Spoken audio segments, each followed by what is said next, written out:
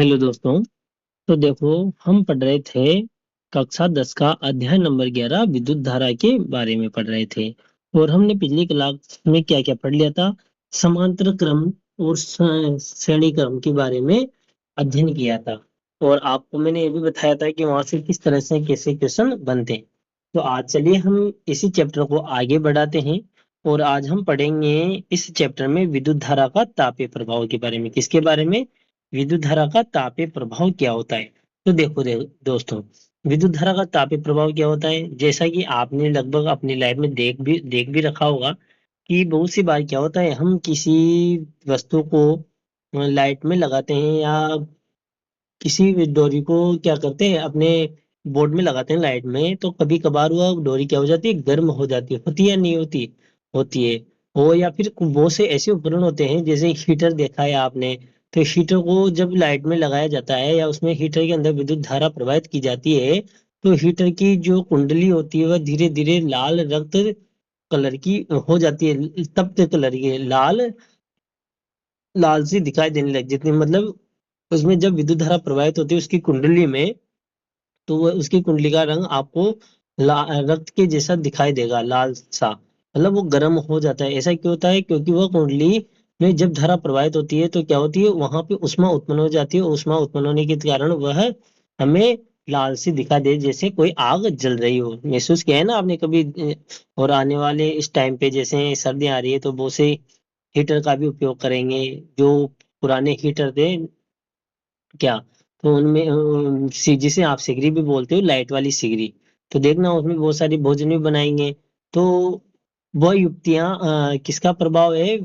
विद्युत धारा का तापीय प्रभाव का ही उदाहरण है। तो देखो दोस्तों, विद्युत धारा का तापीय प्रभाव होता क्या है।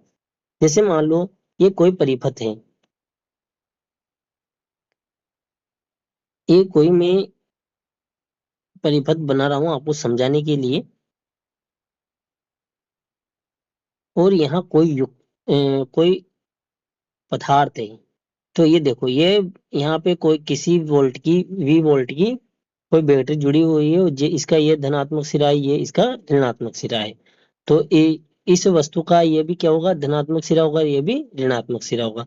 जब इस वस्तु पर विद्युत धारा प्रवाहित की जाती है तो यहाँ से देखो, माइनस वाले सिरे से इलेक्ट्रॉन निकलते हैं। क्या निकलते हैं? इस वाले माइनस वाले सिरे से यहाँ से क्या करते हैं, इलेक्ट्रॉन गमन करते हैं।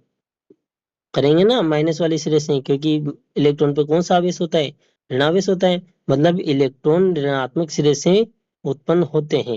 कहाँ से उत्पन्न होते हैं? ऋणात्मक सिरे से।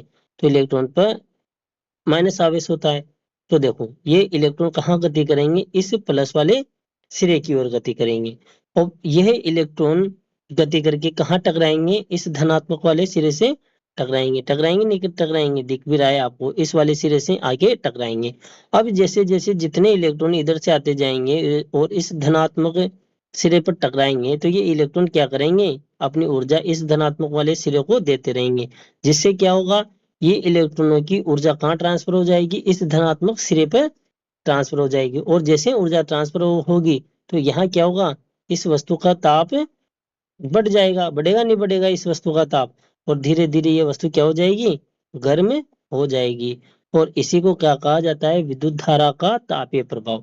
अब आपके मन में आया होगा कि सर धारा तो प्लस से माइनस की ओर बहती है, आपने बताया था। तो सही है बात। तो ऐसा क्यों होता है? देखो, आपको याद रखना है कि इलेक्ट्रॉन जिस दिशा से प्रवाहित होते हैं उसके विपरीत दिशा में क्या बहती है, धारा बहती है। तो मान लो इलेक्ट्रॉन इस माइनस वाले सिरा से प्लस वाले सिरे की तरफ गति कर रहे हैं, तो धारा किधर बहेगी, प्लस से माइनस की ओर। तो हमेशा याद रखना कि इलेक्ट्रॉन व धारा एक दूसरे के विपरीत दिशा में प्रवाहित होते हैं। और सीधी सी बात यह है कि इलेक्ट्रॉन जिस दिशा में प्रवाहित होंगे उसके विपरीत दिशा में क्या होगी, धारा प्रवाहित होगी। ठीक है, क्योंकि इलेक्ट्रॉनों के वजह से तो धारा उत्पन्न होती है। तो जब इलेक्ट्रॉन इस माइनस वाले सिरे से प्लस वाले सिरे की ओर गमन करेंगे तो धारा प्लस वाले से माइनस वाले की तरफ गमन करती है। और ये चीज आपको याद भी रखनी है। ठीक है, तो आपको समझ में आया कि विद्युत धारा का तापीय प्रभाव क्या है। मतलब जब किसी उपकरण को ऊष्मा दी जाती है या उस किसी उपकरण में धारा प्रवाहित की जाती है तो वह उपकरण क्या हो जाता है, गर्म हो जाता है। यही क्या कहलाता है, ऊष्मा विद्युत धारा का ऊष्मीय प्रभाव कहलाता है। ठीक है, अब इस उस विद्युत धारा का उसमें प्रभाव का क्या उपयोग है। तो देखो, आपने ऐसी बहुत सी वस्तु देखी होगी जिसका हम दैनिक जीवन में उपयोग करते हैं। जैसे आपने प्रेस देखी है, कपड़ों पे प्रेस करते हैं जो। तो देखो, विद्युत धारा विद्युत धारा के धारा के तापीय प्रभाव के उपयोग।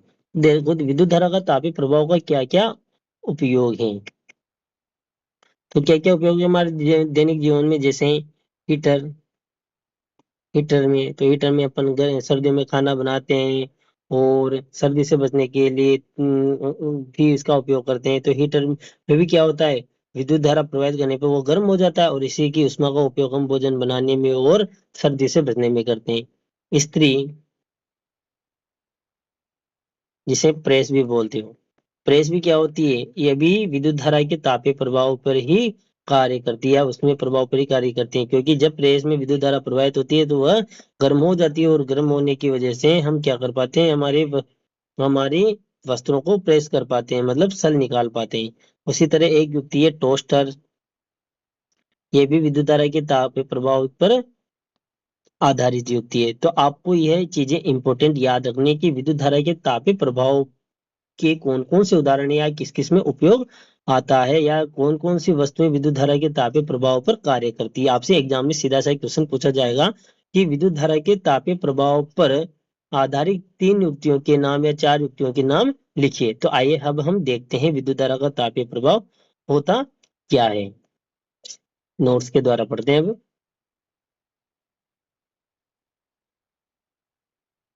देखो, अब पढ़ते हैं नोट्स। तो मैंने आपको समझा ही दिया है। देखो, अभी कह रहा है विद्युत धारा का तापीय प्रभाव। अब देखो, किसी परिपथ में विद्युत धारा बहने पर कोई चालक तार गर्म हो जाता है, जैसा कि हमें देखा भी है अभी। इसका कारण यह है कि जब किसी चालक के सिरों पर विभवांतर लगाया जाता है, जैसे कोई चालक है उसके सिरे पर कोई भी विभवांतर लगाया जाता है तो उससे मुक्त इलेक्ट्रॉन चालक के धनात्मक सिरे की ओर चलने लगते हैं। देखा भी था अपन ने, जैसे हमने विद्युत वोल्ट लगाया था, भी विभवांतर उत्पन्न किया था, तो इस वाले सिरे से इस वाले सिरे की तरफ क्या कर रहे थे, ऋणावेश से धनावेश की तरफ क्या कर रहे थे, इलेक्ट्रॉन गति कर रहे थे। तो ये भी ये कह रहा है कि उससे मुक्त इलेक्ट्रॉन चालक के धनात्मक सिरे की ओर चलने लगते हैं और तार में विद्युत धारा बहने लगती है। ठीक है, और जैसे ही ऋणायन से धनायन की ओर इलेक्ट्रॉन प्रवाहित होंगे तो धनायन से ऋणायन की तरफ क्या बहेगी, विद्युत धारा बहेगी, बनने लगती है। और अपनी गति के दौरान मुक्त इलेक्ट्रॉन तार के धनायनों से बार बार टकराते रहते हैं और बार बार ऋणायनों से उत्पन्न हुए इलेक्ट्रॉन कहाँ टकराते हैं, धनात्मक सिरे से टकराते हैं और अपनी ऊर्जा किसे देते रहते हैं, उस धनात्मक सिरे को देते रहते हैं। मुक्त इलेक्ट्रॉन लगातार बैटरी से ऊर्जा लेते रहते हैं और चालक के धनायनों को देते रहते हैं। इस प्रकार चालक के धनायनों की ऊर्जा क्या होती है, बढ़ जाती है, बढ़ जाने से उसकी उसमें गति बढ़ जाती है और तार का ताप भी बढ़ जाता है। मतलब तार का ताप बढ़ जाएगा तो अब क्या हो जाएगा, वह गर्म हो जाएगा, अर्थात वह गर्म हो जाता है। कहने का तात्पर्य यह है कि बैटरी से ली गई उष्मा बैटरी से ली गई ऊर्जा उष्मा में बदलती रहती है। यह उसमें ऊर्जा हमारे दैनिक जीवन में विभिन्न कार्यों में, जैसे, अब यहाँ से ये चीज इंपॉर्टेंट है, आपसे एग्जाम में ये सब तो नहीं पूछा जाएगा कि विद्युत धारा का तापीय प्रभाव क्या होता है, बहुत कम चांस है। लेकिन यहाँ से डायरेक्ट क्वेश्चन बनते हैं कि विद्युत धारा के तापीय प्रभाव पर आधारित युक्तियों के नाम लिखिए। तो कौन कौन सी युक्तियां हैं वो आपको ध्यान में रखनी है। विद्युत बल्ब है, जैसे बल्ब भी क्यों जलता है, क्योंकि उसमें जो टंगस्टन का तार लगा होता है, बल्ब के अंदर एक धातु का तार लगा हुआ है, मिश्र धातु का, जब उसमें धारा प्रवाहित होती है तो वो गर्म हो जाता है, और गर्म होने की वजह से उस वहां पे क्या होती है, ऊष्मा उत्पन्न होती है, और जिससे हमें प्रकाश मिलता है। तो विद्युत बल्ब भी किस पर आधारित है, विद्युत धारा के तापीय प्रभाव पर। हीटर, टोस्टर, इस्त्री आदि के प्रयोग में किया जाता है। तो इसका प्रयोग कहाँ पे किया जाता है, विद्युत बल्ब, हीटर, इस्त्री और आदि में इसका प्रयोग किया जाता है। अब इसके बाद आता है जूल का नियम। तो देखो, विद्युत धारा का जो तापीय प्रभाव था, इसको ही सबसे पहले किसने डिफाइन किया था, जूल नामक वैज्ञानिक ने किया था। उसने इसके लिए एक नियम दिया था कि किसी भी तार में उत्पन्न होने वाली ऊष्मा कितनी होगी, इसको डिफाइन करने वाला कौन था, एक जूल नामक वैज्ञानिक था। उसी ने यह नियम दिया था कि उसमें उत्पन्न होने वाली ऊष्मा किन किन पर निर्भर करती है, उसकी मात्रा किस कारकों पर निर्भर करेगी। इसी को क्या कहा गया, जूल का नियम। तो देखो, जूल ने एक नियम दिया, कौन सा, आपको सिंपल सा याद रखना है। एच बराबर क्या होता है, जूल का क्या नियम है, एच बराबर आई स्क्वायर आर टी। ये चीज आपको याद रखनी है, वाला फॉर्मूला, यही क्या है, जूल का नियम है। क्या है, जूल का नियम है। आपसे पूछे कि जूल का नियम क्या है, तो बता देना, एच बराबर आई स्क्वायर आर टी। एच बराबर क्या है, उष्मा, आई बराबर क्या है, विद्युत धारा, और आर बराबर प्रतिरोध, और टी बराबर समय। तो क्या है, एच बराबर आई स्क्वायर आर टी, क्या होता है, जूल का नियम होता है। तो जूल ने क्या कहा, जूल ने कहा कि अगर किसी कोई तार है, उसका ताप, किसी को ये कोई तार है, कोई तार, अगर उसका ताप मतलब टेम्परेचर, ताप नियत रख दें, अगर किसी तार का कोई तार है जिसका ताप क्या रख दें, नियत, तो उस तार में, पर जैसे ये कोई तार है, तो इस अगर इसका ताप क्या रख दें, अपन नियत रख दें, तो इस तार में उत्पन्न होने वाली उष्मा, जैसे एच से लिखेंगे, तो इस तार में उत्पन्न होने वाली उष्मा का मान किस पर निर्भर करेगा, किसके बराबर होगा, इसमें जो मान लो कोई ना कोई तो धारा प्रवाहित हो रही होगी, मान लो आई प्रवाहित हो रही है। तो जूल ने बताया कि कोई तार है जिसका ताप अगर नियत रख दें, तो उस तार में उत्पन्न होने वाली उष्मा किसके समानुपाती होगी, या तो इसमें इस तार में प्रवाहित होने वाली धारा के वर्ग के समानुपाती होगी, या फिर इसमें उत्पन्न होने वाली उष्मा इसमें उनकी इस तार के दोनों सिरों पर उत्पन्न विभवांतर के वर्ग के समानुपाती होता है। यही क्या कहा था, जूल ने बताया था। तो उसने इसी के आधार पे एक नियम दिया था, या एक सूत्र प्रतिपादित किया था, जो मैंने पहले भी बता चुका हूँ, एच बराबर आई स्क्वायर आर टी। और यही मेन सूत्र था जूल का।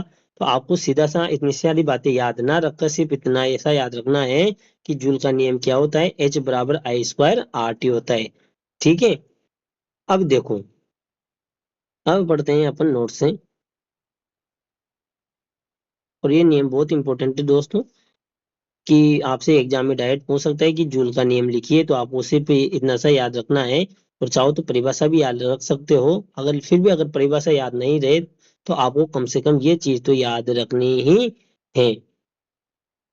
कौन सी वाली, एच बराबर आई स्क्वायर आर टी, ये वाली तो आपको याद रखनी ही है, क्योंकि यहीं से बहुत सारे न्यूमेरिकल भी बनते हैं, और यहीं से इसी फॉर्मूले से फॉलो होंगे। तो देखो, जूल ने क्या कहा, जूल ने कहा कि किसी निश्चित ताप पर किसी प्रतिरोध तार में ऊष्मा उत्पन्न होने की दर, मतलब कोई तार है, उसमें उसका कुछ ना कुछ प्रतिरोध होगा, तो उस प्रतिरोध तार में जो ऊष्मा उत्पन्न होगी, उसमें उत्पन्न होने वाली ऊष्मा की दर उसमें बहने वाली धारा के वर्ग के अथवा चालक के विभवांतर के वर्ग के अनुक्रमानुपाती होती है। यही क्या है, जूल का नियम है। तो मैंने आपको बताया भी था कि अगर कोई ताप नियत रख दें किसी तार का, तो उसमें उत्पन्न होने वाली ऊष्मा किसके समानुपाती होती है, उस उत्पन्न होने वाली ऊष्मा की दर किसके समानुपाती होगी, आई स्क्वायर, आई आई स्क्वायर मतलब धारा के अनुक्रम समानुपाती होगी, वो भी उसके वर्ग के, या फिर उसमें उत्पन्न होने वाली ऊष्मा की दर किसके समानुपाती होगी, उसके सिरों पर उत्पन्न होने वाले विभवांतर के समानुपाती होगी। ठीक है, यही जूल का नियम था। अब दर को कैसे लिखते हैं, दर का मतलब होता है यहाँ नीचे क्या आ जाए, समय, मतलब एकांक समय में उत्पन्न ऊष्मा को क्या कहा जाता है, ऊष्मा उत्पन्न होने की दर कहा जाएगा। तो देखो आपने ये सूत्र पढ़ा है, एच बराबर आई स्क्वायर आर टी पढ़ा है ना। अगर ये यहाँ पे आ जाए, ये टी यहाँ से यहाँ आ जाए इसके बटे में, तो ये क्या हो जाएगी, उत्पन्न होने वाली ऊष्मा की दर, और ये किस किस के समानुपाती है, यहाँ तो आपको दिख ही रहा है, विद्युत धारा के वर्ग के समानुपाती। और एक दूसरा फॉर्मूला दिख रहा होगा आपको, ये रहा दूसरा वाला, जिसमें क्या दिख रहा है, ये उत्पन्न होने वाली ऊष्मा की दर, ये देखो यहाँ से भी ये टी कहाँ आ सकता है, एच बराबर टी, ये यहाँ से ये टी यहाँ ले आऊं तो क्या बन जाएगा, वी स्क्वायर अपॉन आर। तो देखो ये एच डायरेक्टली प्रोपोर्शनल किसके है, इसके विभवांतर के। तो इसने जो ने यही बताया था कि अगर ताप को नियत रख दें तो उत्पन्न होने वाली ऊष्मा की दर किस पर निर्भर करती है, उसमें प्रवाहित होने वाली धारा के अनुक्रमानुपाती, और या फिर उसमें उत्पन्न विभवांतर के अनुक्रमानुपाती होती है। और इसी के आधार पर उसने कौन सा सूत्र दिया था, ये एक सूत्र दिया था, कौन सा वाला,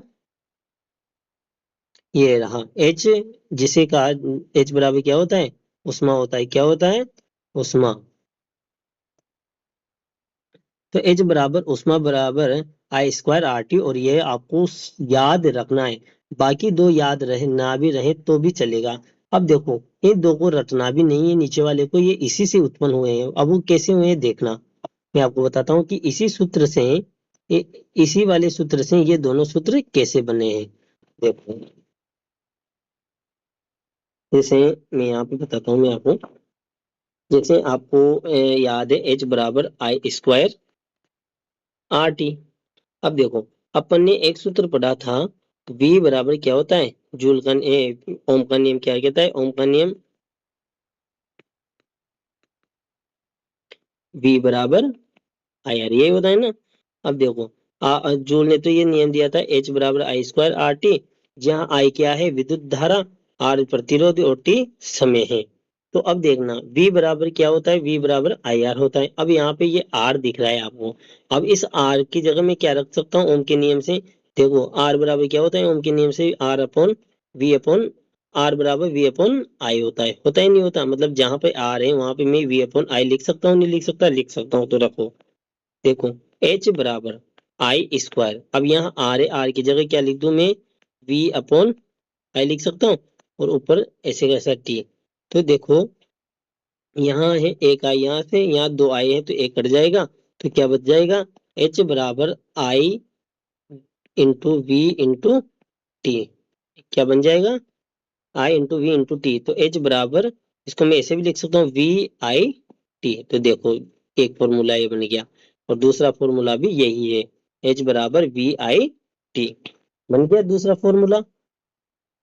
उसी प्रकार अब इस दूसरे फॉर्मूले से आप तीसरा भी बना सकते हो, कैसे, देखो चाहे इसी से बना लो, पहले वाले से, पहला फॉर्मूला बन ही गया।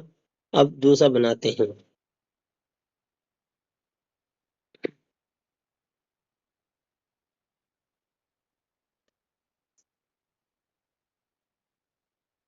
देखो अब दूसरा कहता है कि एक बार तो अपन ने आर का मान रखने पर ये फॉर्मूला बन गया, दूसरा वाला अब आई का रखते हैं, क्योंकि ओम का नियम क्या कहता है, ओम ओम का नियम कहता है कि V बराबर आई आर। अब जहां भी पहले आपने आर का मान रखा था, अब आई का मान रख दो, तो आई बराबर क्या हो जाएगा, एक मिनट, तो देखो आई का मान क्या हो जाएगा, V बराबर आई आर, तो आई बराबर हो जाएगा V अपॉन आर, यही होगा ना। अब जहां जहां भी आई है वहां पर वी अपॉन आर लिख सकते हैं। तो देखो एच बराबर आई का आई का मान क्या रख सकता हूँ, वी अपॉन आर, और आई पे स्क्वायर था तो यहाँ भी स्क्वायर लग जाएगा, इंटू आर टी, ऐसे कैसा लिख दिया मैंने। अब देखो एच बराबर, यहाँ इसको स्क्वायर, इसके कोष्टक को हटाएंगे तो वी स्क्वायर और अपॉन आर का भी square, into R into T, ऐसे कैसे। अब देखो ऊपर भी आ रहे हैं, यहाँ डबल, यहाँ आर स्क्वायर मतलब दो आर है, तो एक आर कट जाएगा, तो क्या बच जाएगा, एच बराबर V square T upon R, क्योंकि यहाँ दो थे ना, तो एक तो इससे कट गया और नीचे एक रह गया, तो क्या बन जाएगा, V square T upon R. तो देखो तीसरा फॉर्मूला भी यहीं से उत्पन्न हुआ है। तो आपको कुल मिला के ये सबसे इंपॉर्टेंट फॉर्मूला है एच बराबर आई स्क्वायर आर टी। और उसके बाद ये याद होने के बाद आपको ये भी समझ के याद करने हैं कि एच बराबर आई स्क्वायर आर टी भी होता है, और एच बराबर वी आई टी भी लिख सकते हैं, और एच बराबर V square T upon R भी लिख सकते हैं। ठीक है, ये तीनों फॉर्मूले बहुत मोस्ट हैं। किसके लिए? न्यूमेरिकल के लिए। तो देखिए,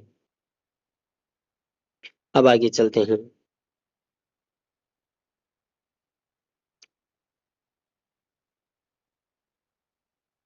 अब देखो, आपको एक न्यूमेरिकल है, बहुत इंपॉर्टेंट और बहुत मोस्ट है। आपको ये न्यूमेरिकल हो सकता है एग्जाम में एज इट इज देखने को मिले।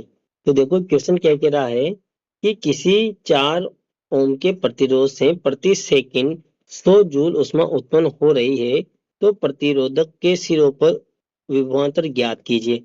अब देखो क्या क्या दे रखा है आपको। प्रतिरोध दे रखा है, आर का मान कितना दे रखा है, आर का मान कितना दे रखा है, 4 ओम दे रखा है। और जूल, जूल किसका मात्रा है कि उष्मा का। तो एच यहाँ से जूल मतलब उष्मा का मतलब आपको क्या दे रखी है, यहाँ उष्मा भी दे रखी है, मतलब एच का मान 100 जूल दे रखा है। और प्रति सेकंड मतलब टी का मान क्या दे रखा है, 1 सेकंड दे रखा है। और आपसे पूछा है कि उसके सिरों पर उत्पन्न विभवांतर कितना है, वी का मान पूछा है। तो देखो, हमारे पास 3 सूत्र थे। एच एच बराबर क्या होता है, एच बराबर आई स्क्वायर आर टी। तो इस फॉर्मूले से तो वी का मान नहीं आएगा, नहीं आएगा ना, इस फॉर्मूले में कहीं भी वी नहीं आ रहा है। दूसरा फॉर्मूला क्या था, वी आई टी। और तीसरा फॉर्मूला था V square T upon R. तो देखो, अब दूसरा फॉर्मूला लेते हैं तो इसमें आर कहीं पे भी उपयोग में नहीं आ रहा है। देखो यहाँ वी है, वी नहीं है अपने पास, विभवांतर तो ज्ञात करना ही है। एच का मान तो है, आई का नहीं है, या फिर और टी का भी है। तो या तो फिर पहले आई का मान ज्ञात करो और इस फॉर्मूले से करो, या फिर एच बराबर V square T upon R, ये वाला फॉर्मूला, इसमें भी वी है तो यहाँ आर का मान अपने पास है, एच का मान भी है और टी का मान भी है। तो इस वाले फॉर्मूले से भी कर सकते हैं, लेकिन अपने पास इस वाले फॉर्मूले को यहाँ यूज लेते हैं। देखो कैसे, देखो इससे शॉर्ट में भी हो जाएगा। तो देखना, एच बराबर एच बराबर क्या होता है, वी आई टी होता है, नहीं होता, वी आई टी होता है। तो देखो, अब मैं वी का मान निकालने के लिए किस मान की जरूरत पड़ेगी, एच की, आई की और टी की। अब देखो यहाँ एच का मान भी अपने पास, आई का मान नहीं है और टी का मान भी है अपने पास, है ना। लेकिन अपने पास क्या नहीं है, किसका मान नहीं है, आई का। तो देखो आई का मान निकालने के लिए क्या करना पड़ेगा, अपने पास कौन कौन से मान दे रखे हैं, आर का मान भी है, एच का मान भी दे रखा है, टी का मान भी दे रखा है। तो देखो आई का मान ज्ञात करना है, तो यहाँ पहले वाले सूत्र से अपन यहाँ से तो क्या ज्ञात कर सकते हैं, आई का मान ज्ञात कर सकते हैं। तो देखो कैसे करेंगे, नोट्स में देखते हैं। देखो यहाँ पे दिखाया गया है कि आपको क्या क्या दे रखा है, आर बराबर 4 ओम, एच बराबर 100 जूल और टी बराबर 1 सेकंड दे रखा है। और तो यहाँ से अपन क्या निकाल लेंगे, और अपन को निकालना क्या है, प्रतिरोध के सिरों पर उत्पन्न विभवांतर वी का मान निकालना है। तो देखो पहले जूल का नियम लगाएंगे। जूल का नियम क्या होता है, एच बराबर आई स्क्वायर आर टी। और यहाँ एच का मान 100 जूल, आई का मान अपन को ज्ञात करना ही है, और आर का मान क्या कितना है, 4 ओम दे रखा है, और समय 1 सेकंड दे रखा है। तो यहाँ से क्या आ जाएगा, ये 100/4 यहाँ आए जाएंगे, और यहाँ आई स्क्वायर बराबर आ जाएगा बराबर में।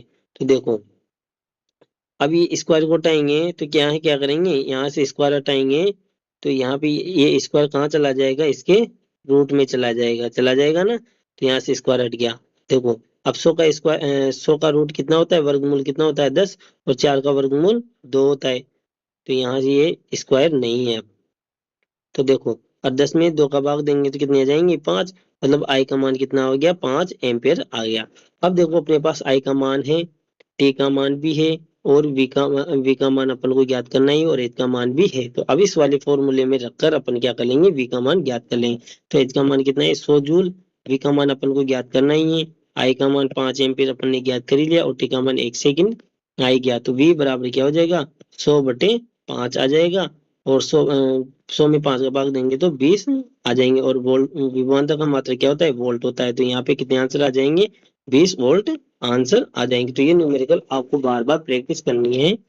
हो सकता है आपके एग्जाम में एजिटीज देखने को मिले, बहुत ही ज्यादा इंपॉर्टेंट है और मैंने यहाँ पे नोट्स भी लगा रखा है। ठीक है दोस्तों,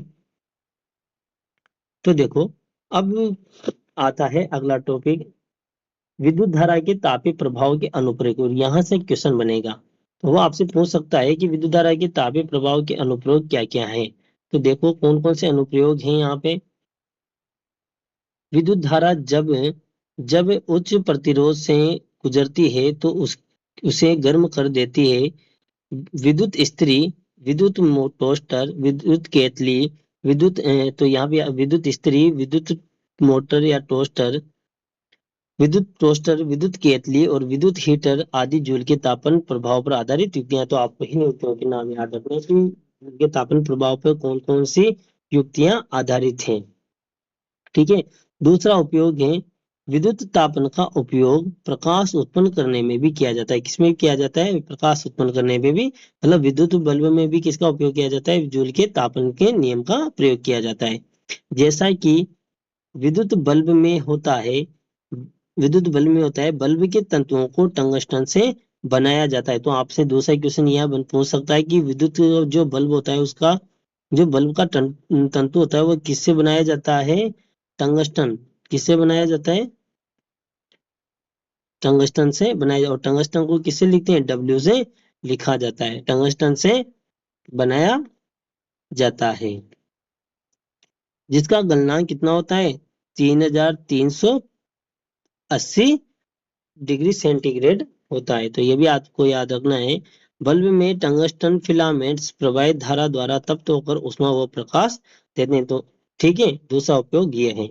तीसरा उपयोग है कि जूल तापन का उपयोग विद्युत फ्यूज बनाने में भी किया जाता है। तो जूल के तापन का उपयोग कहाँ भी किया जाता है विद्युत फ्यूज बनाने में भी जूल के तापन का उपयोग किया जाता है। अब देखो जूल तापन के विद्युत फ्यूज में कैसे करते हैं। फ्यूज किसी एक ऐसी धातु या मिश्र धातु के तार का टुकड़ा होता है जिसका उचित गलनांक होता है, जैसे एल्यूमिनियम, लेड, आयरन आदि। आदि फ्यूज एक निश्चित धारा के प्रवाह तक ही कार्य करता है।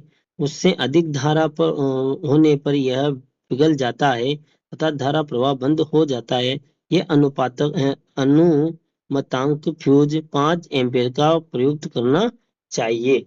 ये कह रहा है कि इन जूल के तापन का नियम का उपयोग कहाँ कहाँ किया जाता है। तो पहला तो अपन ने पढ़ा है विद्युत इस्त्री, विद्युत मोटर, विद्युत टोस्टर, विद्युत केतली, विद्युत के हीटर आदि में जूल के तापन का उपयोग किया जाता है। या फिर जूल के तापन पर आधारित युक्तियां हैं। दूसरा है कि प्रकाश उत्पन्न करने में भी किसका उपयोग किया जाता है, किसका उपयोग किया जाता है इसके जूल के नियम का उपयोग किया जाता है। अब विद्युत का जो बल्ब होता है उसका जो तंतु होता है वो किसका बना होता है टंगस्टन का बना होता है। ये भी आपको ध्यान में रखना है। उसके बाद तीसरा उपयोग क्या है कि जूल के तापन का उपयोग विद्युत फ्यूज बनाने में भी किया जाता है। और जो फ्यूज घर में बनाए जाते हैं या घर में सभी के फ्यूज लगा होगा वो एक निश्चित पदार्थ के बने होते हैं, मिश्र धातु के बने होते हैं। जब इन फ्यूज में एक निश्चित मान से अधिक धारा प्रवाहित होती है तो ये क्या करते हैं पिघलकर टूट जाते हैं, जिससे कि विद्युत की आपूर्ति बंद हो जाती है और हमारे उपकरण खराब होने से बच जाते हैं। ठीक है, तो आज इतना ही पढ़ेंगे विद्युत फ्यूज।